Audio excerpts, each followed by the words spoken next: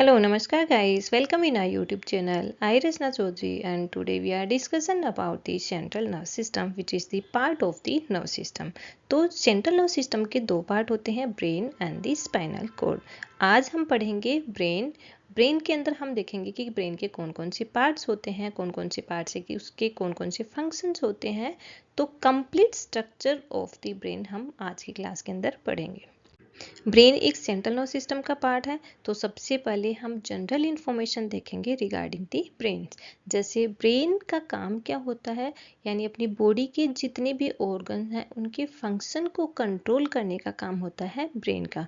जैसे किसी भी तरह की सेंसरी इंपल्सेस हैं तो ऑर्गन से डायरेक्टली स्पाइनल कॉर्ड से होते हुए ब्रेन के पास में आएंगे और ब्रेन उसी के ही अकॉर्डिंग रिस्पॉन्ड करेगी और रिस्पॉन्ड को जो मोटर नर्व है वो वापस उस ऑर्गन तक लेके जाएंगी। तो दैट मीन्स हम बोल सकते हैं कि ब्रेन का काम होता है अपने जो नॉर्मल फंक्शंस होते हैं ऑर्गन्स के उनको कंट्रोल करना।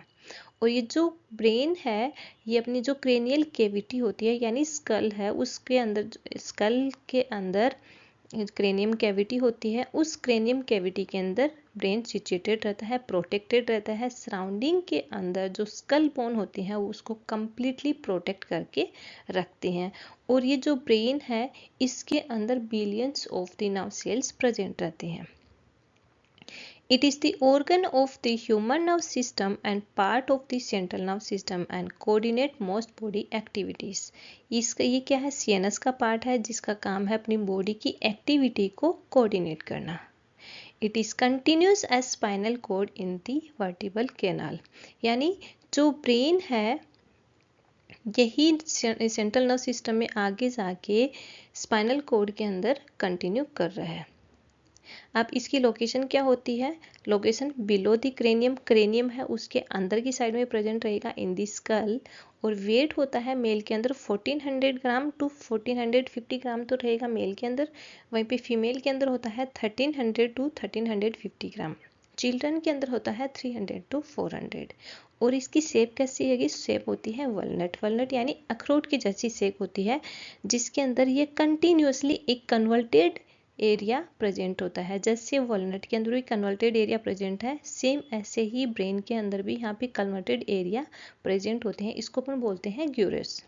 अब जो स्कल बोन है इसके अलावा ब्रेन को 3 लेयर ऑफ दी या फिर 3 मेनिंजेस हैं जो ब्रेन को कंटिन्यूसली कवर करके रखती हैं, dura mater, arachnoid mater and pia mater. Dura mater है वो जो आउटर मोस्ट लेयर है, ये टफ एंड स्ट्रोंग होती है, प्रोटेक्ट करके रखती है। एरिक्नोइड मैटर ये मिडिल वन लेयर होती है जो ड्यूरामीटर एंड पायामीटर के बीच में प्रेजेंट होती है, दोनों को सेपरेट करती है। और इन दोनों के ड्यूरामीटर और एरिक्नोइड मैटर के बीच में जो स्पेस होता है, पोटेंशियल स्पेस, उसको अपन बोलते हैं subdural space. And third one layer आती है उसको अपन बोलते हैं पायामीटर। पायामीटर एक वस्कुलर एरिया और वेरी डेलिकेटेड सॉफ्ट स्ट्रक्चर होती है जो ब्रेन एंड स्पाइनल कॉर्ड को अंदर की साइड में कवर करके रखती है। अब देख, जैसे हमने प्रीवियस क्लास में भी देखा था मेनिंजेस को, मेनिंजेस 3 टाइप की होती हैं, dura mater, arachnoid mater and pia mater. Dura mater double layer होती है, outer dura mater and inner dura mater. Inner dura mater और एरिक्नोइड मैटर के बीच में जो पोटेंशियल स्पेस है उसको अपन बोलते हैं सबड्यूरल स्पेस। और आउटर ड्यूरामीटर, इनर ड्यूरामीटर दोनों के बीच में जो स्पेस होता है पोटेंशियल स्पेस, उसको अपने बोलते हैं epidural space. Then third one layer आती है pia mater.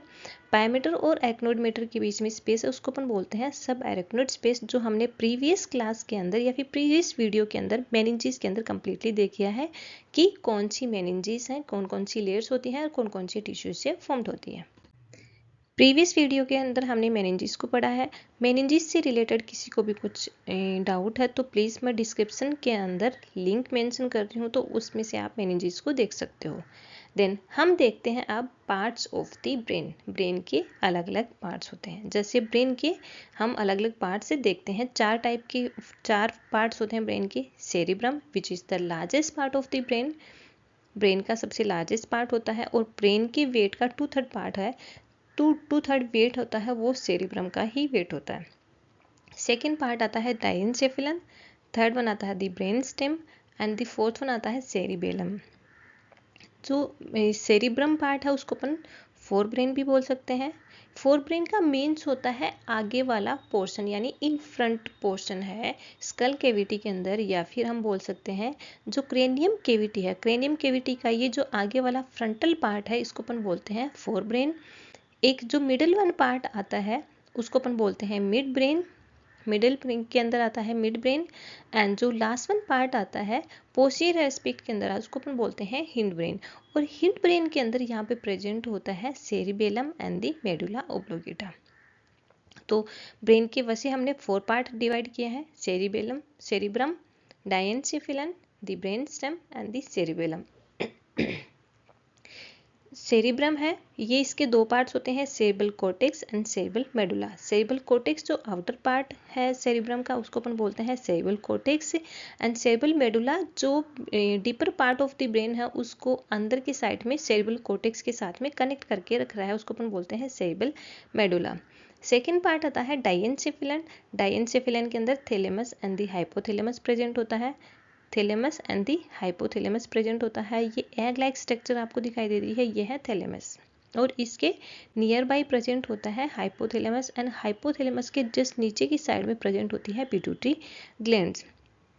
Then third one part आता है the brain stem. Brain stem के अंदर 3 पार्ट होते हैं, जैसे ये एक स्टेम लाइक स्ट्रक्चर होती है, इसी के अंदर 3 पार्ट होते हैं। ये स्टेम लाइक स्ट्रक्चर है, तो ये जो अपर वाला पार्ट है इसको अपन बोलते हैं मिड ब्रेन। एंड देन इसके बाद में ये हल्का बाहर की साइड में प्रोमिनेंट पार्ट है, ये है pons in just front of the cerebellum. जो सेरिबेलम है इसके जस्ट सामने प्रेजेंट है, इसको अपने बोलते हैं पॉन्स। और पॉन्स के जस्ट बाद में प्रेजेंट होता है, हल्का सा बाहर की साइड में दिख रहा है ये वाला पार्ट है, इसको अपन बोलते हैं मेडुला ओब्लोंगेटा। मेडुला ओब्लोंगेटा आगे जाके कंटिन्यू कर रहा है स्पाइनल कॉर्ड को। एंड फोर्थ वन पार्ट है सेरिबेलम। सेरिबेलम पार्ट है जो पोस्टीरियर एस्पेक्ट के अंदर ये वाला प्रेजेंट है, उसको अपन बोलते हैं cerebellum. This is the part of the brain. Brain के पार्ट्स होते हैं, जैसे हम ब्रेन को अलग अलग पार्ट्स के अंदर, तो हमने जैसे ब्रेन को ही देख लिया है cerebrum, diencephalon, mid brain, sorry the brain stem and the cerebellum.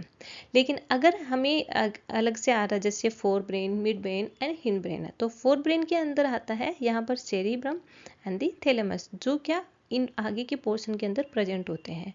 वहीं पे मिड ब्रेन के अंदर आता है, मिड ब्रेन के अंदर आ जाएगा मिड ब्रेन एंड पोन्स आ जाता है। वहीं पर जो हिंड ब्रेन है उसके अंदर आता है cerebellum and the medulla oblongata. तो ब्रेन के स्ट्रक्चर के अंदर सबसे पहले हम पढ़ेंगे cerebrum. Cerebrum is the largest part of the brain. Brain का लार्जेस्ट पार्ट होता है, और ये anterior and middle cranial cavity के अंदर प्रेजेंट रहता है। एंटीरियर यानी आगे का पोर्शन, एंड मिडल यानी मिड पोर्शन।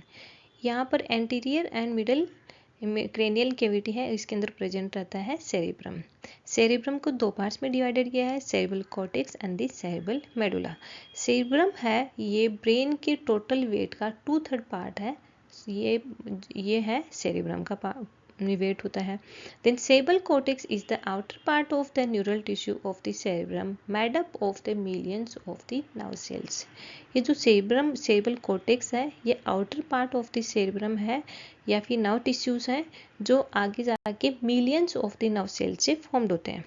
अगर सेरिब्रम को हम 2 हेमिस्फीयर के अंदर डिवाइड कर रहे हैं, तो यहाँ पे एक लॉन्गिट्यूडनल सेरेब्रल फीचर्स आता है जो सेरिब्रम को 2 पार्ट के अंदर डिवाइड कर रहा है, right hemisphere and the left hemisphere. और राइट हेमिस्फीयर और लेफ्ट हेमिस्फीयर है, इन दोनों के अंदर ही जो लेटरल वेंट्रिकल्स हैं, ईच वेंट्रिकल्स प्रेजेंट होते हैं। जैसे राइट साइड के अंदर है तो राइट वेंट्रिकल प्रेजेंट रहेगा, एंड लेफ्ट साइड के हेमिस्फीयर के अंदर लेफ्ट साइड का ventricle present रहेगा। The flex cerebri is formed by the dura mater and separate the 2 hemisphere and penetrate to the depth of the corpus callosum। जैसे इसके अंदर ये क्या है, longitudinal fissures है, cerebral fissures है, longitudinal cerebral fissures। अब जो outer most layer आती है वो ब्रेन की, वह है ड्यूरा मेटर। तो ड्यूरा मेटर है इसके अंदर की साइड में स्वीप्स कर रही है और इन दोनों को सेपरेट कर रही है और स्ट्रक्चर फॉर्म कर रही है, वो है falx cerebri. The deep within the brain hemisphere are connected by a mass of the white matter nerve fibers called the corpus callosum. अब ये जो deep in the cerebral cortex है, जो सेरेब्रल कोर्टेक्स है वो अंदर की साइड में, या फिर जो सेरेब्रल हेमिस्फीयर है वो अंदर की साइड में एक वाइट मैटर के स्ट्रक्चर है उससे कनेक्ट रहते हैं। दोनों हेमिस्फीयर को कनेक्ट करने वाली स्ट्रक्चर है वो वाइट मैटर से फॉर्म्ड होती है, यानी नर्व फाइबर्स प्रेजेंट होते हैं, उसको अपन बोलते हैं कार्पस क्लोसम। और ये जो कार्पस क्लोसम है इसको भी जो फ्लेक्स सेरिब्राई है वो पेनिट्रेट करती है, यानी जो फ्लेक्स सेरिब्राई है कंटिन्यू कर रही है कार्पस क्लोसम तक। देन हम देखते हैं cerebral cortex. The superficial part of the cerebrum is composed of the nerve cell bodies, यानी ग्रे मैटर से फॉर्म्ड होती है, forming the cerebral cortex, and deeper part consist of the nerve fibres और white matter. यानी जो cerebrum है उसका जो कॉर्टेक्स पार्ट है ये तो हमेशा फॉर्म्ड होता है ग्रे मैटर से, यानी नर्व सेल बॉडी से, group of the nerve cell body से फॉर्म्ड होती है, जिसको अपने बोलते हैं न्यूक्लियाई। और जो डीपर पार्ट है वो प्रेजेंट इस फॉर्म्ड होता है डायरेक्टली वाइट मैटर और नर्व फाइबर से, क्योंकि नर्व फाइबर्स का काम होता है जो भी इम्पल्सेस है या फिर रिस्पॉन्स है उसको फर्दर पार्ट के अंदर फॉरवर्ड करने का काम होता है, वो होता है नर्व फाइबर्स का। The cerebral cortex many unfolding convolution or gyri and are separated by the sulci। अब यहाँ पर आपको ये दिखाई दे रहे हैं converted part, unfolding converted conversion part है, इसको अपन बोलते हैं ग्यूरी या फिर ग्यूरस। जो एक है उसको अपन बोल देंगे ग्यूरी, और नंबर ऑफ द ग्यूरीज है उसको अपन बोलते हैं ग्यूरस। ये जो ग्यूरस प्रेजेंट है, ये जो ग्यूरस आपस में जिस स्ट्रक्चर से कनेक्ट हो रहे हैं या फिर सेपरेट हो रहे हैं उस स्ट्रक्चर को अपन बोलते हैं सल्काई। और ये जो सल्काई है ये वाइट मैटर से फॉर्म्ड होती है। Cerebral hemisphere of the cerebrum is divided into the lobes which are, जो cerebral cortex है इसको हम lobes के अंदर डिवाइड करते हैं, जैसे frontal lobe, parietal lobe, occipital lobe and temporal lobe। तो जो cerebral hemisphere है हम इसको 4 टाइप के lobes के अंदर डिवाइड कर सकते हैं, frontal, parietal, occipital and the temporal lobe. अब जो फ्रंटल एंड पैराइटल, जैसे this one the frontal lobe and second one आता है दी पैराइटल लोब। तो फ्रंटल लोब और पैराइटल लोब इन दोनों को सेपरेट करने वाली स्ट्रक्चर और हम बोल सकते हैं कम्युनिकेट करने वाली स्ट्रक्चर है वो जो नर्व फाइबर्स से फॉर्म्ड होती है, इसको अपने बोलते हैं सेंट्रल सल्कस या फिर fissure of the Rolando. Central sulcus और फिशर ऑफ द रोनेल्डो जो frontal lobe and parietal lobe को सेपरेट कर रहा है। Second one third one lobe आता है ऑक्सीपिटल लोब। अब यहाँ पर आपको दिखाई दे रहा है जो parietal lobe and the occipital lobe, इन दोनों लोब को भी सेपरेट करने वाली स्ट्रक्चर है उसको अपने बोलते हैं पैराइटो occipital sulcus which is formed by the nerve fibers और white matter। पैराइटो ऑक्सीपिटल सल्कस है। एंड फोर्थ वन जो लोब आता है उसको अपन बोलते हैं टेम्पोरल लोब। टेम्पोरल लोब है ये जो फ्रंटल लोब और इसके जो पैराइटल लोब है, ऑक्सीपिटल लोब है, इससे जो अलग हो रहा है स्ट्रक्चर को सेपरेट करने वाली स्ट्रक्चर है उसको अपन बोलते हैं lateral sulcus. This is the lateral sulcus. यानी जो टेम्पोरल लोब है उसको फ्रंटल और पैराइटल लोब से सेपरेट करने वाली जो स्ट्रक्चर है जो वाइट मैटर से फॉर्म्ड होती है उसको अपन बोलते हैं lateral sulcus. Lobes are separated by each other by a deep sulci called the sulcus. यानी ग्रुप ऑफ द सल्की है उसको अपन बोलते हैं sulcus. And then cerebral lobes के बाद में हम देखते हैं सेरिब्रल ट्रैक्ट। सेरिब्रल ट्रैक्ट यानी नर्व फाइबर्स का या फिर वाइट मैटर का एक कनेक्शन होता है जो एक लोब को दूसरे लोब से कनेक्ट करके रखने वाली स्ट्रक्चर है उसको अपन बोलते हैं ट्रैक्ट। अब ये सेरिब्रम के अंदर 3 टाइप के ट्रैक्ट होते हैं। फर्स्ट वन आता है एसोसिएशन ट्रैक्ट, सेकेंड वन आता है कमिशनल ट्रैक्ट एंड थर्ड वन आता है प्रोजेक्शन ट्रैक्ट। तो एसोसिएशन ट्रैक्ट क्या होता है, यानी नंबर ऑफ द ग्यूरीज हैं ये आपस में कनेक्ट हो रही हैं, और या फिर हम बोल सकते हैं कि सेरेब्रल हेमिस्फीयर को वन ग्यूरस से दूसरे ग्यूरस के साथ में कम्युनिकेट करने वाली स्ट्रक्चर है उसको अपन बोलते हैं ट्रैक्ट या फिर association tract such as the sulci. यानी एक ग्यूरी है वो दूसरी ग्यूरी से कनेक्ट हो रही है। किसके थ्रू? सल्काई के थ्रू। इसको अपन बोलते हैं एसोसिएशन ट्रैक्ट। या फिर इसके बाद में जैसे एक लोब है दूसरे लोब के साथ में कनेक्ट हो रखा है विद दी सल्कस, एक हेमिस्फीयर है दूसरे हेमिस्फीयर के साथ में कनेक्ट हो रहा है, तो ये इस ट्रैक्ट को अपन बोलते हैं association tract. Specifically sulci and sulcus है, ये दोनों फॉर्म कर रहे हैं एसोसिएशन ट्रैक्ट को। सेकेंड वन आता है कमिस्यूरल ट्रैक्ट। कमिस्यूरल ट्रैक्ट यानी एक हेमिस्फीयर दूसरे हेमिस्फीयर को कनेक्ट कर रहा है, कम्युनिकेट कर रहा है, या फिर हम बोल सकते हैं दोनों हेमिस्फीयर एक दूसरे से कनेक्ट करने वाले स्ट्रक्चर है वो है कार्पस क्लोसम। तो कार्पस क्लोसम है ये लार्जेस्ट कमिस्यूरल है इन दी सेरिब्रम, जो दोनों हेमिस्फीयर को एक दूसरे के साथ में कम्युनिकेट कर रहा है, इसको अपने बोलते हैं corpus callosum. And third one part आता है प्रोजेक्शन ट्रैक्ट। प्रोजेक्शन ट्रैक्ट का मतलब क्या होता है? ब्रेन के सेरेब्रल कॉर्टेक्स को deeper part of the brain and the spinal cord के साथ में कनेक्ट करने वाले ट्रैक्ट को अपन बोलते हैं प्रोजेक्शन ट्रैक्ट। यानी सेरेब्रल कॉर्टेक्स है, इस पे सेरेब्रल कॉर्टेक्स को deeper part of the brain के साथ में होते हुए मेडुला ऑब्लोंगेटा से होते हुए स्पाइनल कॉर्ड के साथ में कम्युनिकेट करने वाली स्ट्रक्चर को अपने बोलते हैं प्रोजेक्शन ट्रैक्ट। और ये प्रोजेक्शन ट्रैक्ट किसके थ्रू बनता है? इंटरनल कैप्सूल के थ्रू। इंटरनल कैप्सूल है, इसके अंदर क्या होगा? Internal capsule lie deep within the brain between the basal ganglias and the thalamus. जो इंटरनल कैप्सूल है कहाँ पे प्रेजेंट होता है? यहाँ पे जो थैलेमस प्रेजेंट होगा वो थैलेमस के सराउंडिंग के अंदर यहाँ पे बेसल गैंग्लियास होती हैं, वहाँ पर प्रेजेंट होता है। तो इंटरनल कैप्सूल फॉर्म करता है किन के बीच में फॉर्म होगा? थैलेमस एंड दी बेसल गैंग्लियास के अंदर। जैसे मोटर कॉर्टेक्स है तो यहाँ पर अपर मोटर न्यूरॉन्स होती हैं जो किसी भी तरह की response related to the response है, मोटर रिस्पॉन्स है, उसकी इंफॉर्मेशन लेके आएंगे centre of the brain. Centre of the brain means the thalamus के पास में, और थैलेमस के सराउंडिंग के अंदर यहाँ पे प्रेजेंट रहती है बेसल गैंग्लियास, और बेसल गैंग्लियास यहाँ पर एक रिले स्टेशन का फंक्शन करती हैं, जिसकी वजह से वो स्टिमुलाई वहाँ पर आएंगी या फिर वो रिस्पॉन्स वहाँ पर आएगा और उसके बाद में उनको डायरेक्शन मिलेगा। मीन्स वहाँ पर वो पिरामिडल ट्रैक्ट फॉर्म कर रही है या फिर एक्स्ट्रा पिरामिडल ट्रैक्ट को फॉर्म कर रही है, वो यहाँ पर बेसल गैंग्लियास के अंदर डिसाइड होगा अकॉर्डिंग टू दी स्टिमुलाई। तो यहाँ पर थैलेमस एंड बेसल गैंग्लियास है, ये यहाँ पर फॉर्म कर रहे हैं एक इंटरनल कैप्सूल।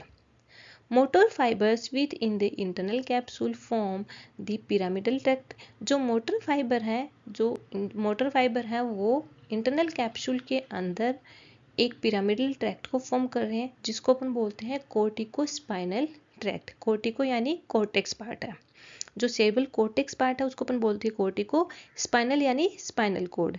तो जो सेरेब्रल कॉर्टेक्स के पार्ट को स्पाइनल कॉर्ड तक कम्युनिकेट कर रहा है उस ट्रैक्ट को अपन बोलते हैं pyramidal tract, that across over the medulla oblongata and then to the skeletal muscles. जो मेडुला ओब्लोंगेटा में जाएगा, मेडुलरी पिरामिड से होते हुए मेडुला ओब्लोंगेटा में जाके स्पाइनल कॉर्ड से होते हुए वो स्केलेटल मसल्स तक चला जाएगा और वहाँ पे जाके रिस्पॉन्ड करेगा।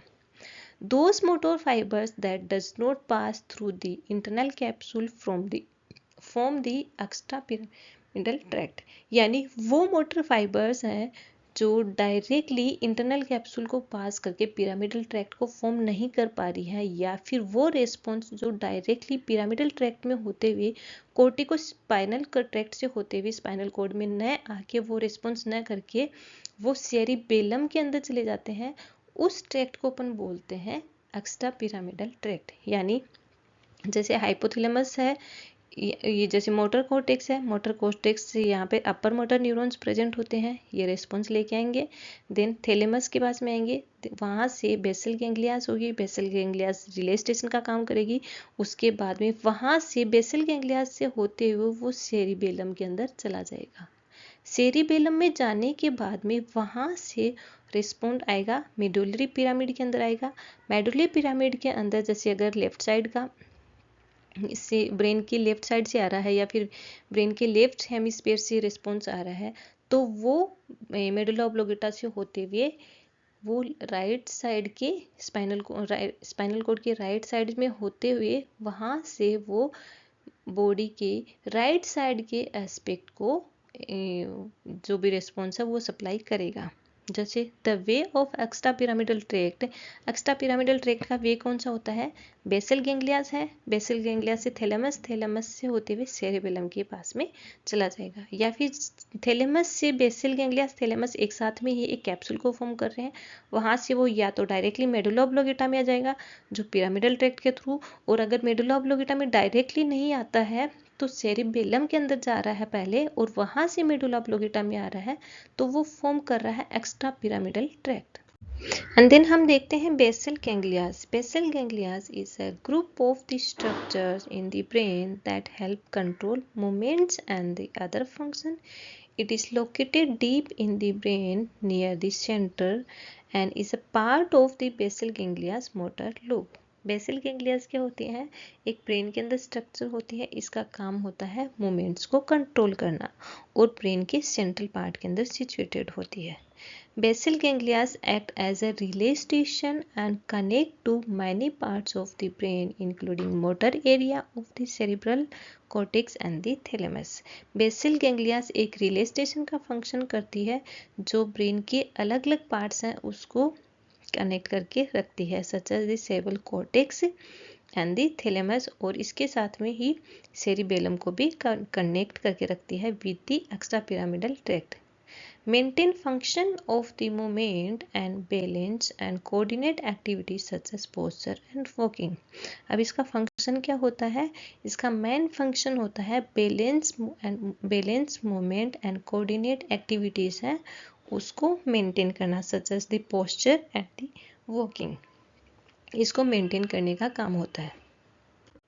ओके, तो अब हम देखते हैं functions of the cerebral cortex. Functions of the cerebral cortex में सेरेब्रल कॉर्टेक्स के 3 टाइप के फंक्शंस होते हैं। फर्स्ट वन आता है मेंटल एक्टिविटीज, सेकेंड वन आता है sensory perception and third one आता है स्केलेटल मसल कंट्रोल। तो फर्स्ट वन है वो है मेंटल एक्टिविटीज। मेंटल एक्टिविटीज कौन कौन सी हैं जिसको सेरेब्रल कॉर्टेक्स है वो कैरी आउट करता है? फर्स्ट वन आता है memory, intelligency, sense of responsibility, thinking, reasoning and learning. यानी हम बोल सकते हैं इंटेलेक्चुअल जो एक्टिविटीज़ हैं, कॉम्प्लेक्स एक्टिविटीज़ हैं, उन सब को बोलते हैं मेंटल एक्टिविटीज़ जो सेरेब्रल कॉर्टेक्स है ये फॉर्म करता है। और स्पेसिफिकली सेरेब्रल कॉर्टेक्स का फ्रंटल एंड टेम्पोरल जो लोब है वो इन एक्टिविटी को कंटिन्यू कर रहा है, या फिर हम बोल सकते हैं इन एक्टिविटीज़ के फंक्शनल एरिया है frontal and the temporal lobe. Second में आता है sensory perception. Sensory perception related to perception of the pain, temperature, touch, sight, hearing, taste and smell. इससे रिलेटेड जो भी सेंसरी स्टिमुलाई हैं उनको परसीव करता है सेरेब्रल कॉर्टेक्स। जो सेरेब्रल कॉर्टेक्स है जिसके अंदर parietal lobe and the temporal lobe है, ये सारे के सारे लोब हैं जो सेंसरी परसेप्शन को फील कर रहे हैं। एंड थर्ड वन आता है skeletal muscle control. Skeletal muscle control initiation and control of the skeletal muscles, contraction and the voluntary movements. यानी skeletal muscles contraction and voluntary movements है, इसको कंट्रोल करने का भी काम होता है सेरेब्रल कॉर्टेक्स का। हम देखते हैं functional area of the cerebral cortex. Cerebral cortex की कौन कौन सी फंक्शनल एरिया है? तो सबसे पहले तो सेरेब्रल कॉर्टेक्स को हम उसके 4 लोब्स के अंदर डिवाइड करेंगे, जिसमें frontal lobe, parietal lobe, occipital lobe and the temporal lobe. 4 lobe के अंदर हम उसको डिवाइड करेंगे। 4 लोब को डिवाइड करने के बाद में जो लोब्स हैं उसको भी हम उसके फंक्शनल एरिया के अकॉर्डिंग अलग अलग से डिवाइड करेंगे। जैसे फ्रंटल लोब है, इसको भी हमने prefrontal area, frontal area, primary motor area and pre motor area 4 में डिवाइड कर दिया। जैसे prefrontal area, frontal area, primary motor area and the pre motor area. Pre motor area and primary motor area हमने यहाँ पर इसको अलग अलग से डिवाइड कर लिया। तो अगर प्री फ्रंटल एरिया है, इसके अंदर जितने भी कोग्निटिव फंक्शंस हैं, mental activity related to reasoning, understanding, उससे रिलेटेड है, प्री फ्रंटल एरिया के अंदर फंक्शन होती हैं। सेकेंड वन आता है पैराइटल लोब। पैराइटल लोब और फ्रंटल लोब को डिफ्रेंशिएट करने वाली स्ट्रक्चर है उसको अपन बोलते हैं सेंट्रल सल्कस या फिर fissure of the Rolando. Fissure of the Rolando and central sulcus ये दोनों एक ही हैं और इनका काम होता है frontal area and parietal lobe है, फ्रंटल लोब और पैराइटल लोब है, इन दोनों को सेपरेट करने वाली स्ट्रक्चर जो which is formed by the white matter और नर्व फाइबर्स, इसको अपने बोलते हैं सेंट्रल सल्कस। तो सेंट्रल सल्कस से जस्ट पहले, just before, immediately before the central sulcus यहाँ पे प्रेजेंट होता है primary motor area, and just after the somatosensory area जो पैराइटल लोब में होता है, यहाँ पे सोमेटोसेंसरी एरिया प्रेजेंट है। तो यहाँ पर सोमेटोसेंसरी एरिया, सोमेटोसेंसरी जो क्यूटेनियस रिसेप्टर है related to the pain, pressure, touch and temperature, इससे रिलेटेड जो भी परसेप्शन फील होंगे वो यहाँ पे पैराइटल लोब के सोमेटोसेंसरी एरिया के अंदर प्रेजेंट होते हैं। उसके बाद में यहाँ पर सेकेंड प्रेजेंट होता है, उसको अपन बोलते हैं अवेयरनेस एरिया और ओरिएंटेशन एरिया। अवेयरनेस एरिया और ओरिएंटेशन एरिया, ओरिएंटेशन एरिया में भी हम यहाँ पर 3 तरह की ओरिएंटेशन परसीव करते हैं, जिसमें आता है place, person and the time. 3 time का जो ओरिएंटेशन होता है, 3 टाइप का ओरिएंटेशन है, उसको हम फील करते हैं ये अवेयरनेस एरिया से। देन उसके बाद में पैराइटल लोब और ऑक्सीपिटल लोब को डिफ्रेंशिएट करने वाली स्ट्रक्चर है, इस स्ट्रक्चर को अपन बोलते हैं पैराइटो ऑक्सीपिटल सल्कस, दोनों को सेपरेट कर रहा है। और ऑक्सीपिटल एरिया के अंदर भी हमने उसको अलग अलग पार्ट्स में डिवाइड किया है अकॉर्डिंग टू दी फंक्शंस। जैसे फर्स्ट वन आता है जस्ट आफ्टर दी या फिर just below the पैराइटो occipital sulcus, वहाँ पे प्रेजेंट होता है visual processing area. Visual processing area यानी सिर्फ जो प्रोसेसिंग है वो हो रहा है यहाँ पर visual processing area.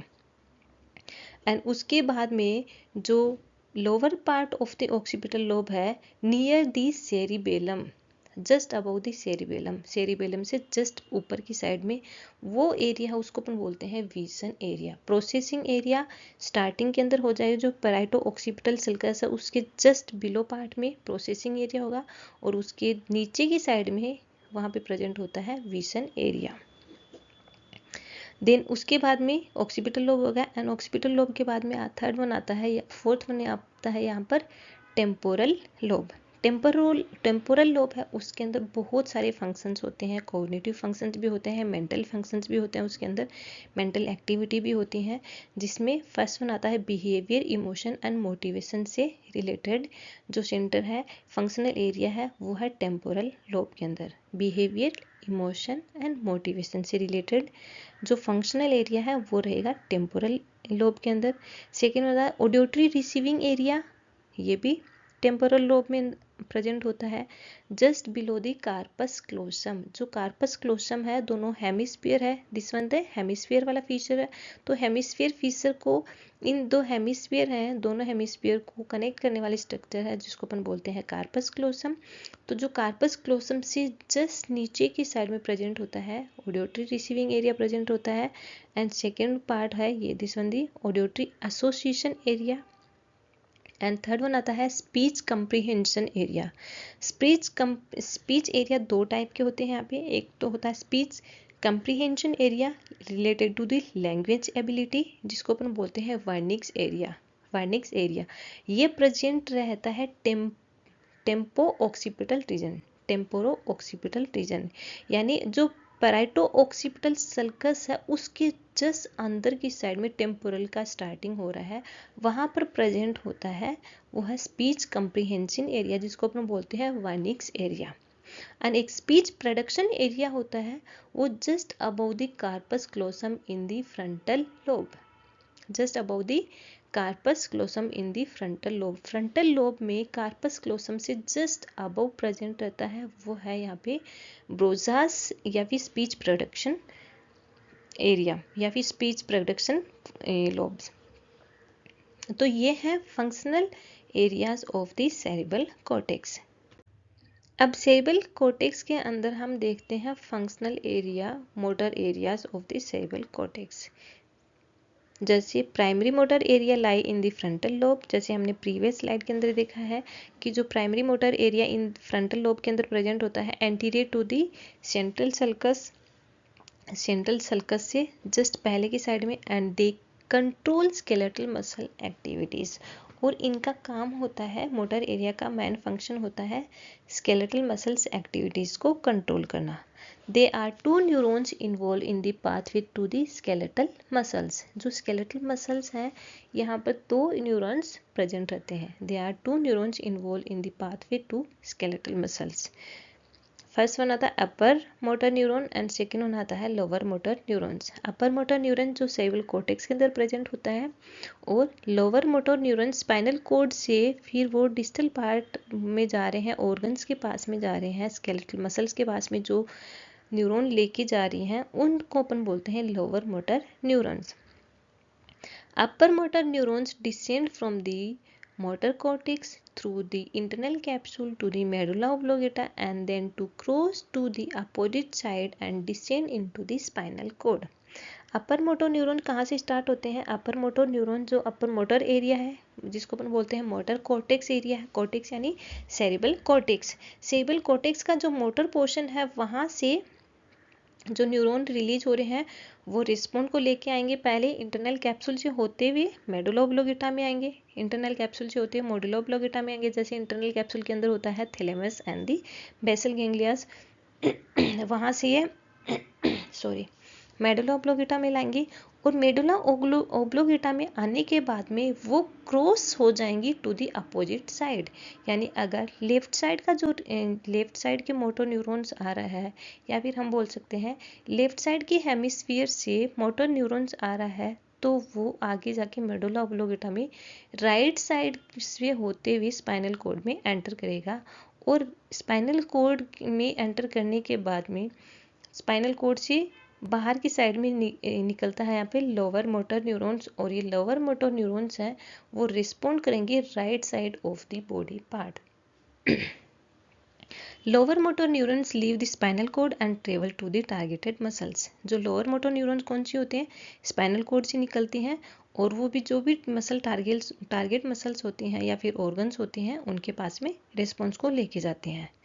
The pre motor area situated in frontal lobe anterior to the motor area. Pre motor area कहाँ पे प्रेजेंट होता है? इन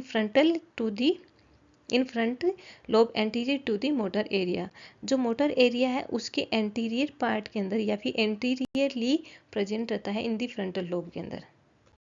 एंड देन देखते हैं motor speech area. Motor speech area जिसको अपन पहले भी देखा है स्पीच प्रोडक्शन एरिया यानी Broca area situated in the frontal lobe. जो फ्रंटल लोब में सिचुएटेड है just above the lateral sulcus and they control the muscle movement needed for the speech. जो lateral sulcus है, lateral sulcus यानी जो temporal lobe, frontal lobe और parietal lobe को separate करने वाले स्ट्रक्चर है वो है लेटरल सल्कस। तो लेटरल सल्कस से जस्ट ऊपर की साइड में प्रेजेंट रहता है वो उस एरिया को अपने बोलते हैं ब्रुका एरिया या फिर स्पीच प्रोडक्शन एरिया या हम बोल सकते हैं उसको मोटर स्पीच एरिया। इसका काम क्या होता है? And control the muscle movement needed for the speech. जो स्पीच के लिए जो मसल्स हैं उनके मूवमेंट को कंट्रोल करता है। नेक्स्ट वन आता है sensory area of the cerebral cortex. Sensory area of the cerebral cortex is behind the central sulcus in the parietal lobe. Parietal lobe के अंदर just after the central sulcus present होता है sensory area जिसमें आता है सोमेटोसेंसरी area. Somatosensory area of the right hemisphere receive impulses from the left side of the body and vice versa. यानी somatosensory area है ये क्या कर रहा है? इम्पल्सेस को परसीव कर रहा है, सेंसरी इम्पल्सेस को परसीव कर रहा है। तो अगर राइट साइड का हेमिस्फीयर है तो लेफ्ट साइड के बॉडी पार्ट की इम्पल्सेस को परसीव कर रहा है राइट साइड का एंड वाइस वर्सा सेम। अगर लेफ्ट साइड का हेमिस्फीयर है तो वो रिसीव करेगा राइट साइड के बॉडी पार्ट की इंफॉर्मेशन है या फिर सेंसरी इंफॉर्मेशन है उसको परसीव करेगा। सच एस अगर मेरे लेफ्ट साइड के पैर के अंदर किसी ने भी ऐसे प्रेशर किया है, टच किया है तो उसकी इंफॉर्मेशन ब्रेन के अंदर राइट साइड के हेमिस्फीयर के अंदर जाएगी। और अगर राइट साइड के पैर पे किसी ने प्रेशर लगाया है तो उसकी इंफॉर्मेशन जाएगी लेफ्ट साइड के हेमिस्फीयर के अंदर। The auditory area, third one आता है the auditory area. Auditory area situated just below the lateral sulcus within the temporal lobe. हमने अभी जैसे देखा था लेटरल सल्कस में टेम्पोरल लोब के अंदर लेटरल सल्कस के जस्ट नीचे की साइड में प्रेजेंट होता है टेम्पोरल लोब के अंदर। The nerve cell receive and interpret impulses transmit from the ear by the cochlear nerve, which is a part of the 8th cranial nerve, vestibulocochlear nerves. अब जो related to the जो audio से related जो भी stimuli है, ये इसकी impulses को ट्रांसमिट करती है कोक्लियर नर्व्स है, और ये कोक्लियर नर्व क्रेनियल नर्व की 8th नंबर नर्व है, उसका पार्ट है। उस 8th नंबर नर्व को अपन बोलते हैं वेस्टिबुलोकोक्लियर नर्व्स। नेक्स्ट वन आता है olfactory area. Olfactory area lies deep within the temporal lobe and receive impulses related to the smell from the nose by the olfactory nerves.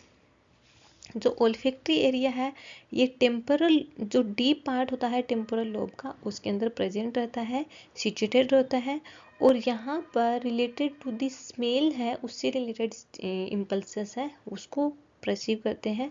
और ये first number की cranial nerve है olfactory nerve. ये sensory nerve है जो related to this smell से related जो भी इंफॉर्मेशन है उसको लेके जाएगी टेम्पोरल लोब के अंदर।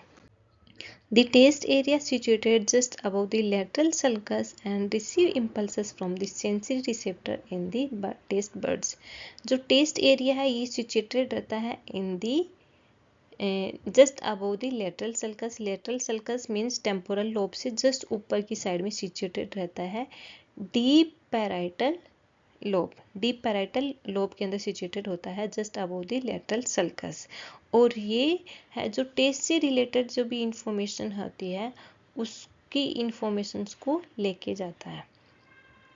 देन नेक्स्ट वन आता है the visual area.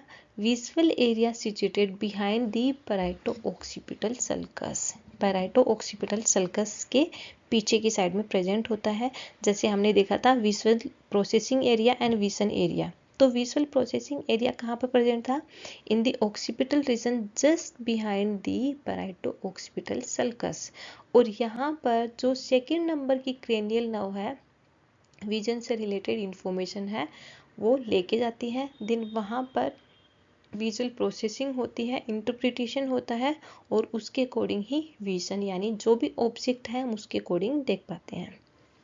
And next one आता है सेंसरी स्पीच एरिया, जिसको अपन बोलते हैं Wernicke's area. Sensory speech area, एक तो था सेंसरी प्रोडक्शन एरिया जो टेम्पोरल लोब में प्रेजेंट था, एक वन आता है सेंसरी स्पीच एरिया लैंग्वेज से रिलेटेड जो जिसको अपन बोलते हैं वर्निक्स एरिया।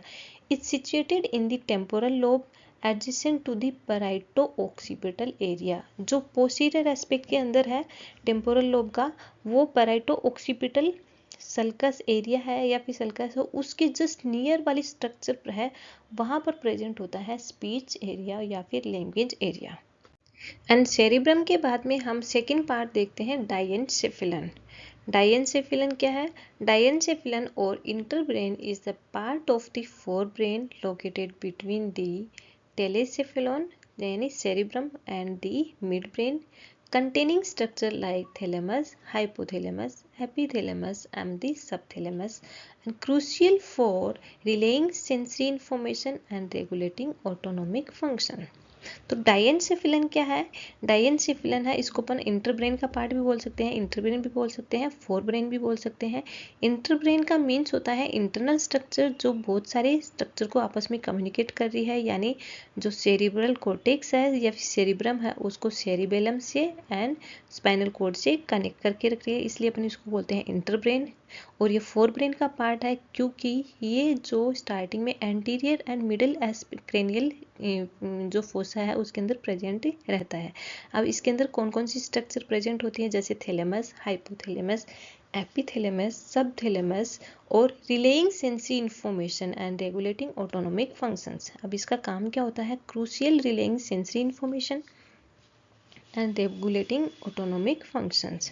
जैसे इसके अंदर पार्ट क्या प्रेजेंट रहेगा? Thalamus, hypothalamus, epithalamus, subthalamus.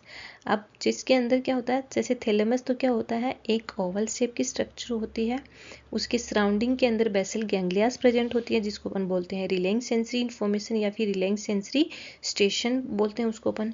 अब इसके अकॉर्डिंग ही यहाँ पर हाइपोथैलेमस प्रेजेंट रहेगा। हाइपोथैलेमस के नियर बाई नीचे की साइड में प्रेजेंट रहती है पिट्यूटरी ग्लैंड्स। एंड जो थैलेमस है उसके आगे की साइड में प्रेजेंट रहता है थर्ड वेंट्रिकल, और थर्ड वेंट्रिकल्स के जस्ट ऊपर की साइड में, थैलेमस के जस्ट ऊपर की साइड में प्रेजेंट रहता है corpus क्लोसम। The thalamus situated within the cerebral hemisphere just below the corpus callosum।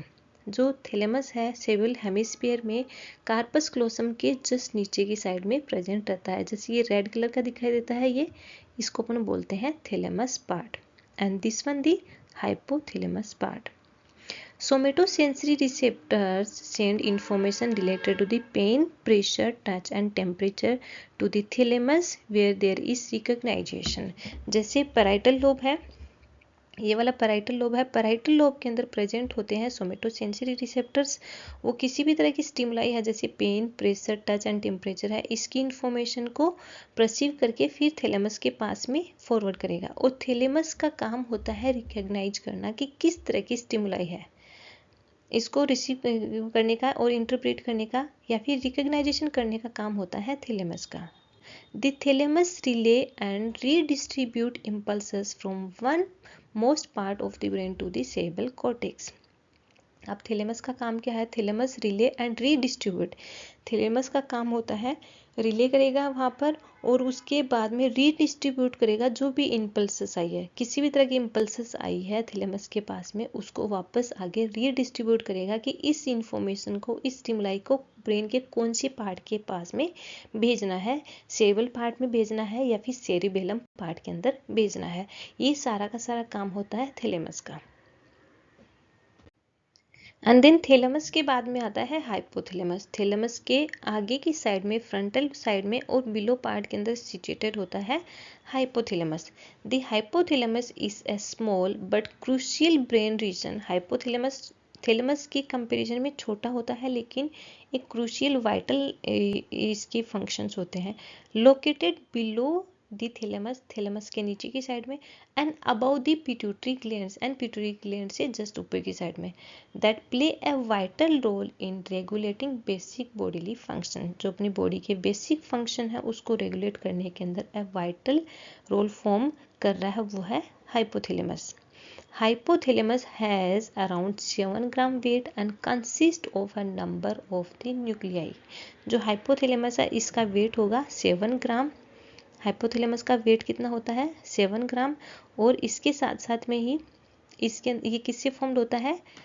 Nuclei से। इसका वेट होगा 7 ग्राम और ये फॉर्म होता है न्यूक्लियाई से। न्यूक्लियाई का मीन्स होता है ग्रे मैटर से group of the cell body is called the nuclei, और उसको अपन बोलते हैं grey matter.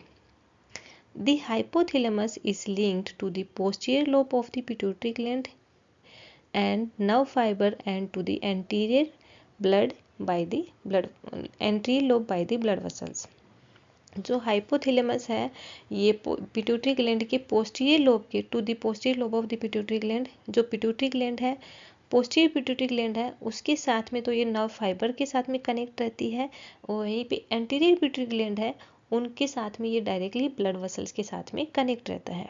The hypothalamus control the output of hormones both lobe of the pituitary glands। जो हाइपोथैलेमस है इसका काम क्या होता है? Control the output of the hormones. जो anterior pituitary glands and posterior pituitary gland से जो हार्मोन रिलीज होते हैं उसको कंट्रोल करने का काम होता है हाइपोथैलेमस का।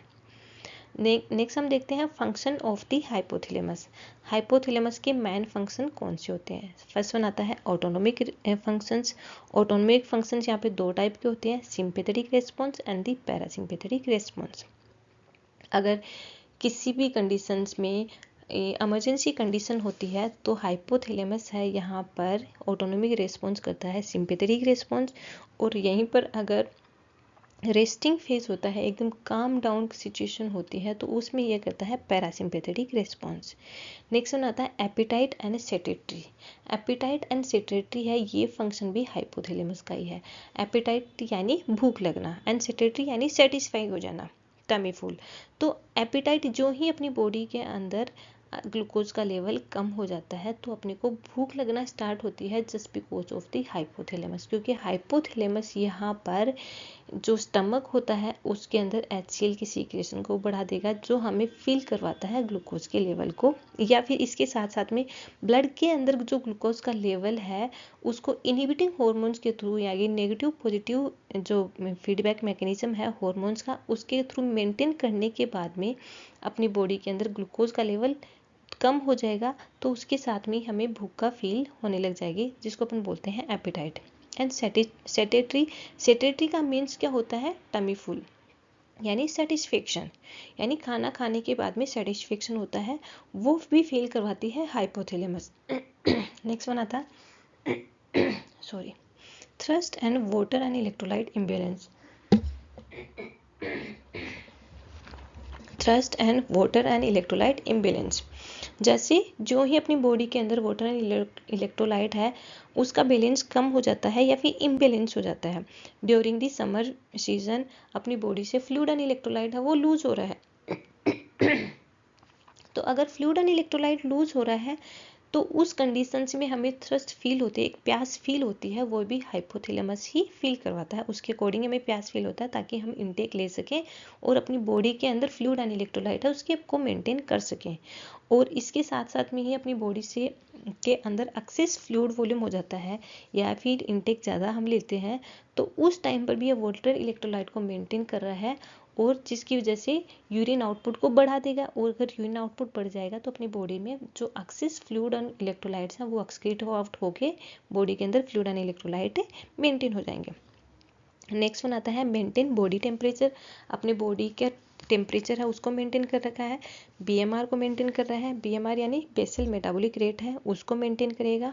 नेक्स्ट वन आता है emotional response such as pleasure and fear, जो भी इमोशंस हैं उसको हम फील कर रहे हैं उस such as pleasure and fear, उसको भी हाइपोथैलेमस के ही अकॉर्डिंग कर रहे हैं। देन नेक्स्ट वन आता है sexual behaviour and child rearing, ये जो एक्टिविटीज़ होते हैं sexual behaviour and child activities ये भी हाइपोथैलेमस के अकॉर्डिंग ही होती हैं, क्योंकि हाइपोथैलेमस है, जैसे सेक्सुअल बिहेवियर के अंदर हाइपोथैलेमस है वो एंटी पिट्यूटरी ग्लैंड को स्टिमुलेट करेगा, जिसकी वजह से FSH एंड LH हॉर्मोन्स हैं वो रिलीज हो जाएंगे, जिसकी वजह से अपनी जो सेक्सुअल ऑर्गन्स होते हैं या फिर सेक्सुअल ग्लैंड्स होती हैं, रिप्रोडक्टिव ग्लैंड्स होती हैं, उस वहाँ पर जाके हॉर्मोन्स को एस्ट्रोजन प्रोजेस्टेरोन हॉर्मोन है उसको मेंटेन करेगा। नेक्स्ट वन आता है sleep wake up cycle. Sleep wake up cycle यानी अपनी जो सोने और उठने की जो साइकिल होती है, अब अगर अपनी बॉडी टायर्ड हो जाती है उस टाइम पर भी अपनी कुछ नींद आने लग जाती है, तो इन सबको कोऑर्डिनेट, इन सारे फंक्शन को कोऑर्डिनेट करने का काम है वो है हाइपोथैलेमस का। एंड देन डाइएन्सेफेलन के बाद में हम देखते हैं the brain stem. Brain stem के 3 पार्ट होते हैं, mid brain, pons and medulla oblongata. जो मिड ब्रेन है ये प्रेजेंट होता है, ये सिचुएटेड होता है सेरेब्रल एक्वेडक्ट के बीच में या फिर अराउंड द सेरेब्रल एक्वेडक्ट। जैसे सेरेब्रल एक्वेडक्ट क्या होता है, कौन सी स्ट्रक्चर है, हमने पहले मेनिंजेस के अंदर देखा था या फिर वेंट्रिकल के अंदर देखा था कि थर्ड वेंट्रिकल से और थर्ड वेंट्रिकल को फोर्थ वेंट्रिकल को कंटिन्यू या कनेक्ट करने वाली स्ट्रक्चर को अपन बोलते हैं सेरेब्रल एक्वेडक्ट, जो एक डक्ट लाइक स्ट्रक्चर होती है जो थर्ड वेंट्रिकल को फोर्थ वेंट्रिकल के साथ में कनेक्ट कर रही है, तो वहाँ पर प्रेजेंट होता है in between the cerebrum and the pons, cerebrum and pons के बीच में। It consist of nuclei and the nerve fibres, यहाँ पर न्यूक्लियाई एंड नर्व फाइबर दोनों से ये फॉर्म होता है, यानी grey matter and white matter दोनों प्रेजेंट होते हैं, which connect the cerebrum with the lower part of the brain. जो सेरेब्रम है उसको lower part of the brain है इसके साथ में कनेक्ट कर रहा है, उस स्ट्रक्चर को अपने बोलते हैं mid brain. And second structure आती है पोन्स, जो मिड ब्रेन के जस्ट नीचे की साइड में प्रेजेंट रहता है in front of the cerebellum, cerebellum के सामने, और इसके जस्ट सामने प्रेजेंट होता है fourth ventricle. The pons is situated in front of the cerebellum between the mid brain and the medulla oblongata. Mid brain और मेडुला ऑब्लोंगेटा के बीच में प्रेजेंट होता है और यहाँ पर सेरिबेलम के सामने की साइड में। In the pons, grey matter lie in the deep tissue and white matter on the surface. pons के अंदर जो ग्रे मैटर है वो डीप स्ट्रक्चर में प्रेजेंट मिलेगा, वहीं पे जो वाइट मैटर है वो सराउंडिंग के अंदर प्रेजेंट मिलेगा। जैसे जबकि हमने सेरिब्रम के अंदर हमने देखा था कि जो सेरेब्रल कॉर्टेक्स यानी आउटर पार्ट है वो तो ग्रे मैटर से फॉर्म्ड होता है और जो डीपर पार्ट है वो वाइट मैटर से फॉर्म्ड होता है। लेकिन पोन्स के अंदर अलग होता है, सेम पोन्स के अंदर एंड द स्पाइनल कॉर्ड के अंदर। यहाँ पर जो ग्रे मैटर होता है वो डीपर पार्ट को फॉर्म करेगा, वहीं पे जो वाइट मैटर है वो सरफेस पार्ट को फॉर्म कर रहा है। और यहाँ पर दो सेंटर प्रेजेंट होते हैं जिसको अपन बोलते हैं pneumotaxic centre and aneustic center. The pneumotaxic center is a part of the midbrain stem that control the rate and pattern of the breathing. Pneumotaxic centre है, ये ब्रेन स्टेम का ही पार्ट होता है पोन्स के अंदर और इसका काम होता है ब्रीथिंग की रेट एंड पैटर्न को मेंटेन करना। It located in the upper part of the pons, जो पोन्स है उसके अपर पार्ट के अंदर प्रेजेंट रहता है, which control respiratory rate and pattern of the breathing के पैटर्न को और रेस्पिरेटरी रेट को मेंटेन कर रहा है। उस वाले सेंटर को अपन बोलते हैं न्यूमोटैक्सिक सेंटर। न्यूमोटैक्सिक सेंटर, इस सेंटर को अपन बोलेंगे न्यूमोटैक्सिक सेंटर और इसका काम क्या होता है, rate and pattern of the breathing को मेंटेन करना। देन सेकेंड वन आता है एन्यूस्टिक सेंटर, जो प्रेजेंट होता है लोअर पोन्स के अंदर, लोकेटेड इन दी लोअर पोन्स के अंदर, जबकि न्यूमोटैक्सिक सेंटर इन दी अपर, जो पोन्स का है upper part of the pons के अंदर प्रेजेंट रहता है वो है pneumotaxic centre and the lower part के अंदर प्रेजेंट होता है वो है apneustic centre.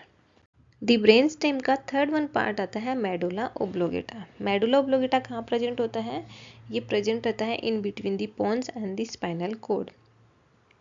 The medulla oblongata is situated between the pons above and the spinal cord below.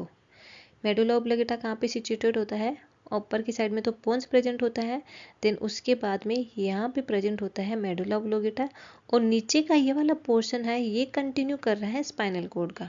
तो स्पाइनल कॉर्ड और पोन्स के बीच में स्ट्रक्चर प्रेजेंट रहती है वो है मेडुला ओब्लोगेटा। मेडुला ओब्लोगेटा है, इसकी लेंथ होती है, लंबाई होती है 2.5 centimetre and it's outer part is composed of the white matter. हमने पहले भी देखा है पोन्स के अंदर भी यही था, आउटर पार्ट है वो वाइट मैटर से फॉर्म्ड हो रहा था एंड दी सेंट्रल पार्ट है ये फॉर्म्ड हो रहा है ग्रे मैटर से। White matter and centrally and grey matter is centrally. It outer part is compose of the white matter and central part form होता है ग्रे मैटर से। अब यहाँ पर मेडुला ओब्लोगेटा के अंदर 3 सेंटर प्रेजेंट होते हैं। फर्स्ट वन आता है कार्डियोवास्कुलर सेंटर, जो कार्डियोवास्कुलर जो फंक्शंस होते हैं उसको रेगुलेट करता है। सेकेंड वन आता है रेस्पिरेटरी सेंटर, यानी जो रेस्पिरेशन से रिलेटेड जो भी फंक्शन है उसको रेगुलेट कर रहा है respiratory centre. And third one आता है रिफ्लेक्स सेंटर। अब रिफ्लेक्स सेंटर में such reflection related to the vomiting, sneezing, coughing and swallowing से रिलेटेड जो भी रिफ्लेक्सेस होते हैं या फिर जो भी स्टिमुलाई होती हैं उसके अकॉर्डिंग जो रिफ्लेक्स करता है वो आता है रिफ्लेक्सी सेंटर के अंदर। तो फर्स्ट वन आता है कार्डियोवास्कुलर सेंटर। कार्डियोवास्कुलर सेंटर का काम क्या होता है, control the rate and force of the cardiac contraction and the blood pressure and cardiac contraction है जिसमें rate and force of the cardiac muscles हैं उसको मेंटेन कर रहा है, जिसको अपन बोलते हैं वैसोमोटर सेंटर। जो ब्लड प्रेशर को मेंटेन करने वाले सेंटर को अपन बोलते हैं vasomotor centre. To control the diameter of the blood vessels, जो ब्लड वेसल्स है उसके डायमीटर को कंट्रोल करने वाले सेंटर को अपन बोलते हैं वैसोमोटर सेंटर। सेकेंड वन आता है respiratory centre.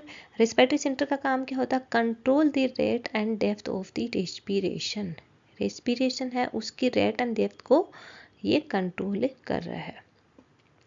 Phrenic and the intercostal nerve stimulate the contraction of the diaphragm and the intercostal muscles associated with the pneumotaxic and aneustic centers.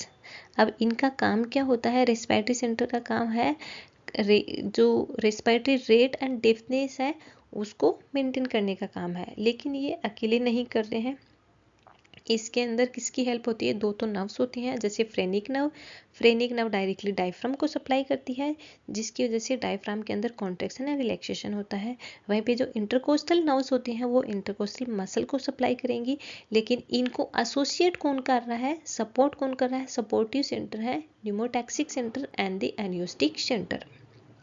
And third one आता है reflex centre. Reflex centre के अंदर जैसे irritant present in the stomach and the respiratory tract, किसी भी वजह से जैसे स्टमक के अंदर रेस्पिरेटरी ट्रैक्ट के अंदर कोई भी इरिटेंट प्रेजेंट हो गए हैं, जैसे पर्सन ने कुछ ऐसा खा लिया जिसकी वजह से अनडाइजेशन होगा या फिर डाइजेशन प्रॉपरली नहीं हो पा रहा है, तो उस कंडीशंस के अंदर वो जो फूड कंपोनेंट है स्टमक की लेयर को कंटिन्यूअसली इरिटेट करेगा और उसकी वजह से रिफ्लेक्शन बढ़ेंगे और रिफ्लेक्शन की वजह से वो बाहर की साइड में फ्लश आउट हो जाएगा। सेम कंडीशन में रेस्पिरेटरी ट्रैक्ट के अंदर such as allergic asthma conditions में जो ही एलर्जन रेस्पिरेटरी ट्रैक्ट के अंदर जाएंगे तो मेडुला ऑब्लिंगेटा का जो रिफ्लेक्स सेंटर है वो एक्टिवेट हो जाएगा, फंक्शन करेगा और उसकी वजह से स्नीजिंग एंड कफिंग के थ्रू वो सारे के सारे इरिटेंट है वो बाहर की साइड में एक्सपेल आउट हो जाएंगे। Irritant present in the stomach and the respiratory tract stimulate the medulla oblongata and expel out the irritants. And then brain का fourth and last one part आता है वो है सेरिबेलम। सेरिबेलम कहाँ पे प्रेजेंट होता है, जो सेरिब्रम पार्ट है उसके posterior aspect and below aspect के अंदर प्रेजेंट रहेगा। एंड यहाँ पर इसके जो सामने कौन प्रेजेंट रहता है, पोन्स है उसके भी पोस्टीरियर एस्पेक्ट के अंदर प्रेजेंट रहेगा, यानी जो सेरिबेलम है उसके एंटीरियर में प्रेजेंट रहता है पोन्स और सुपीरियर प्रेजेंट में रहता है सेरिब्रम पोर्शन। जो सेरिबेलम है इसमें भी सेरिब्रम की तरह जो आउटर पार्ट है वो तो प्रेजेंट रहता है ग्रे मैटर से, एंड जो deeper part of the cerebellum है वो फॉर्म होता है वाइट मैटर से। जो सेरिब्रम है कि जैसे हमने सेरिब्रम को दो हेमिस्फीयर में डिवाइड किया गया था, वैसे हम सेरिबेलम को भी दो हेमिस्फीयर में डिवाइड कर सकते हैं और इनको डिवाइड करने वाली स्ट्रक्चर है उसको अपन बोलते हैं वर्मिस। जबकि सेरिब्रम के अंदर क्या था, एक लॉन्गिट्यूडनल फीचर था जो दोनों को सेरिब्रम को दो हेमिस्फीयर के अंदर डिवाइड कर रहा था। यहाँ पर सेरिबेलम के अंदर इनको डिवाइड करने वाली स्ट्रक्चर उसको अपन बोलते हैं vermis. The grey matter form the surface of the cerebellum and the white matter lie deeply.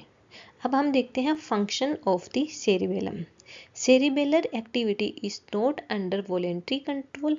Voluntary control नहीं है सेरिबेलम के अंदर। जैसे ये सेरिबेलम है तो सेरिबेलम के दो हेमिस्फीयर है और इन दोनों हेमिस्फीयर को सेपरेट करने वाले स्ट्रक्चर को अपन बोलते हैं vermis. The cerebellum control and coordinate the movement of the various group of the muscles. अपनी बॉडी की मसल्स को ये कोऑर्डिनेट कर रहा है, कौन कौन सी मसल्स को, with the maintenance of posture, balance and the equilibrium. इनको मेंटेन करने का काम होता है cerebellum. Then it coordinate activity association. जो एक्टिविटीज हैं उसको एसोसिएट भी करता है, ये कोऑर्डिनेट भी कर रहा है। देन अब हम देखते हैं blood supply to the brain. Brain को ब्लड सप्लाई कहाँ से होता है। ब्रेन को ब्लड सप्लाई देखेंगे तो जैसे इंटरनल कैरोटिड आर्टरी है वो उसको सप्लाई कर रही है, इसके साथ साथ में जो बेसिलरी आर्टरी है which is the branch of the subclavian artery वो उसको ब्लड सप्लाई कर रही है। वो ये कम्प्लीटली एक सर्किल फॉर्म कर रहे हैं जिसको अपन बोलते हैं circle of villi. Internal carotid artery is a major contributor to the circles arterioles which supply the greater part of the brain. जो इंटरनल कैरोटिड आर्टरी है वो ज़्यादा से ज़्यादा ब्लड सप्लाई करती है ब्रेन के हर पार्ट को। सर्कल्स आर्ट्रियोल्स या फिर सर्किल ऑफ विलाई ये क्या है, the greater part of the brain is supplied with the arterial blood bye an arrangement of arteries called the circles arterioles. यानी जो आर्टरीज हैं उनका एक सीक्वेंसली अरेंजमेंट होता है, एक कम्प्लीटली सर्किल फॉर्म कर रहे हैं, उसको इंटरनल कैरोटिड आर्टरी की ब्रांचेस हैं उसको अपन बोलते हैं सर्कल्स आर्ट्रियोल्स। जिसके अंदर आर्टरी कौन कौन सी होंगी, 4 large arteries contribute to form the circle of Willis, जिसमें आती हैं 2 वर्टिब्रल आर्टरी जो सबक्लेवियन आर्टरी के ब्रांचेस हैं and 2 internal carotid artery which is the branch of the common carotid artery. जिसके अंदर हम देख सकते हैं यहाँ पे कौन कौन सी ब्रांचेस होती है। जैसे एंटीरियर सेरिब्रल आर्टरी होती है, नंबर में 2 होती हैं एंटीरियर सेरिब्रल आर्टरी, ये दोनों। और इन दोनों एंटीरियर सेरिब्रल आर्टरी को जो कम्युनिकेट करने वाली स्ट्रक्चर है या फिर जो आर्टरी है उसको अपन बोलते हैं एंटीरियर कम्युनिकेटिंग आर्टरी। नेक्स्ट बनाता है इंटरनल कैरोटिड आर्टरी, जो नंबर में 2 होती हैं दोनों साइड के अंदर। और उसके बाद में आता है posterior cerebral artery. Posterior cerebral artery ये भी नंबर में 2 होती हैं। और पोस्टीरियर सेरिब्रल आर्टरी को आपस में कम्युनिकेट करने वाले स्ट्रक्चर जो आर्टरी है वो है पोस्टीरियर कम्युनिकेटिंग आर्टरी। और नीचे से जाती है वर्टिब्रल आर्टरी, जो आगे जाके बेसिलरी आर्टरी को फॉर्म कर रही है और ये कम्प्लीटली एक सर्किल को फॉर्म कर रही है, इसलिए अपन इसको बोलते हैं सर्कल्स ऑफ आर्टरीवल्स। जैसे हम इसके अंदर देखते हैं कौन कौन सी ब्रांचेस कहाँ से आ रही हैं। जैसे right subclavian artery and the left subclavian artery, इन दोनों से एक एक जो आर्टरी है अंदर जा रही है वर्टिब्रल कॉलम से होती हुए 2 वर्टिब्रल आर्टरीज होगी, जो ऊपर की साइड के अंदर अप साइड के अंदर थ्रू दी फोरामेन मैग्नम अंदर चली जाएंगी ब्रेन में, और वहाँ पे जाके फॉर्म कर रही है बेसिलरी आर्टरी। बेसिलरी आर्टरी है वो अंदर सेरिब्रल आर्टरी के साथ में भी कम्युनिकेट कर रही है, लेकिन इसके साथ साथ में ये branch of the basilar artery supply to the brain stem को ब्लड सप्लाई कर रही है। से बेसिलरी आर्टरी की एक ब्रांच ऐसी है जो ब्रेन स्टेम को ब्लड सप्लाई कर रही है। फिर ये अंदर जाके 2 पोस्टीरियर सेरिब्रल आर्टरी है उसके साथ में कम्युनिकेट करेगी, दोनों साइड के अंदर 2 पोस्टीरियर सेरिब्रल आर्टरी है उसके साथ में कम्युनिकेट करेगी। और दोनों पोस्टीरियर सेरिब्रल आर्टरी है आगे जाके ज्वाइन अप हो रही है 2 पोस्टीरियर कम्युनिकेटिंग आर्टरीज के साथ में। 2 पोस्टीरियर कम्युनिकेटिंग आर्टरी अंदर जाके 2 इंटरनल कैरोटिड आर्टरी है उसके साथ में वहाँ पे इसके साइड में चली जाएगी और वहाँ से उस पर्टिकुलर पार्ट को ब्लड सप्लाई करेगी, ज्वाइन कर देगी। 2 इंटरनल कैरोटिड आर्टरी है, ये कहाँ से आ रही है? Right common carotid artery and left common carotid artery की इंटरनल ब्रांचेस है वहाँ से ही आ रही है।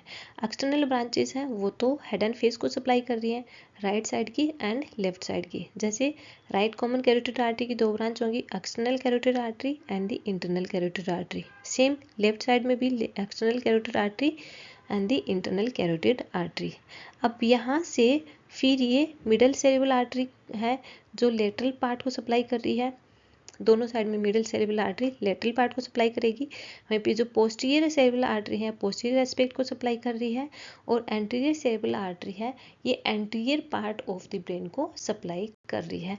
और ये कम्प्लीटली एक सर्किल को फॉर्म कर रहे हैं, इसलिए अपने इसको बोलते हैं सर्किल ऑफ द विलाई। तो सर्किल ऑफ विलाई कम्प्लीटली कैसे फॉर्म हो रही है ये हम देखेंगे। सच एज जैसे right vertebral artery and left vertebral artery which is the branch of the subclavian artery. जैसे राइट सबक्लेवियन आर्टरी की ब्रांच है right vertebral artery, left subclavian artery की ब्रांच है लेफ्ट वर्टिब्रल आर्टरी। ये आगे जाके form होके एक आर्टरी को फॉर्म कर रही है, उसको अपन बोलते हैं बेसिलरी आर्टरी। बेसिलरी आर्टरी ये जो वर्टिब्रल आर्टरी है फोरामेन मैग्नम के थ्रू अंदर ब्रेन में चली जाएगी, बेसिलरी आर्टरी फॉर्म होगी। बेसिलरी आर्टरी है ये क्या कर रही है यहाँ पर आगे जाके पोस्टीरियर सेरिब्रल आर्टरी के साथ में कम्युनिकेट करेगी, और पोस्टीरियर सेरिब्रल आर्टरी है ये ब्लड सप्लाई कर रही है posterior part of the brain को, यानी जो पीछे का पार्ट है ब्रेन का पीछे का पार्ट है जिसके अंदर आता है occipital region and the cerebellum. उस सेरिबेलम एंड ऑक्सीपिटल रीजन को ब्लड सप्लाई करने वाली ब्रांच है उसको अपन बोलते हैं posterior cerebral artery. Posterior cerebral artery आगे जाके कम्युनिकेट कर रही है वो है पोस्टीरियर कम्युनिकेटिंग आर्टरी। और ये जो पोस्टीरियर कम्युनिकेटिंग आर्टरी है ये पोस्टीरियर सेरिब्रल आर्टरी और जो मिडल सेरिब्रल आर्टरी है इसको आपस में कम्युनिकेट कर रही है, इसलिए इसको अपन बोलते हैं पोस्टीरियर कम्युनिकेटिंग आर्टरी। जो मिडल सेरिब्रल आर्टरी है ये mid part of the brain को सप्लाई कर रही है, mid part of the brain को जिसके अंदर आता है मिड ब्रेन्स के अंदर थैलेमस हाइपोथैलेमस, ये जो पार्ट आते हैं मिड ब्रेन वाला पार्ट आता है इसको सप्लाई कर रही है। इसके साथ साथ में पोन्स को सप्लाई कर रही है मिडल सेरिब्रल आर्टरी। देन आता है anterior cerebral artery. Anterior cerebral artery ये सप्लाई कर रही है anterior part of the brain such as the, जैसे फ्रंटल लोब है फ्रंटल लोब के अंदर सेरिब्रल कॉर्टेक्स है उसको सप्लाई कर रही है एंटीरियर सेरिब्रल आर्टरी। तो ये था आज का टॉपिक, जिसके अंदर हमने completely structure of the brain पढ़ा है, ब्रेन के कम्प्लीटली पार्ट्स पढ़े हैं एंड उसके कौन कौन से पार्ट्स हैं और उसके क्या क्या फंक्शंस होते हैं, स्पेसिफिक फंक्शन है। एंड लास्ट में हमने देखा है कि blood supply to the brain, brain को ब्लड सप्लाई किस किस ब्रांचेस के थ्रू होता है। तो ये आज अपना कंप्लीट होता है structure of the brain. Thank you guys, thank you so much. अगर ये वीडियो पसंद आए तो please like, share and subscribe. और इससे रिलेटेड प्रीवियस वीडियो है such as the meninges, neuroglia cells and introductions of the nerve system, या फिर न्यूरॉन की स्ट्रक्चर से रिलेटेड जो भी वीडियोस हैं वो मैं इस वीडियो के डिस्क्रिप्शन के अंदर लिंक डाल रही हूँ। तो अगर ज़रूरत हो तो प्लीज़ आप उसको भी देख लीजिए। Thank you guys, thank you so much. अगर ये वीडियो पसंद आए तो please like, share and subscribe तो श्योर करना है। Thank you.